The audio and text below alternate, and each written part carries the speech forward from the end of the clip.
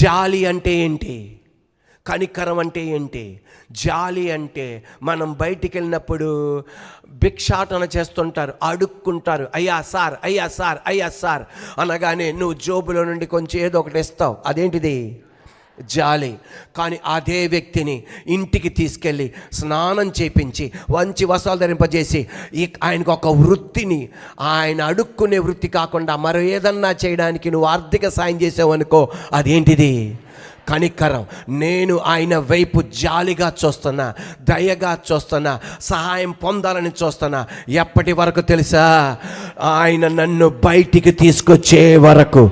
ఇప్పుడు దావీదుని అడుగుదాం, నిన్ను బయటికి తీసుకొచ్చాడా? నన్ను బయటికి తీసుకొచ్చాడు.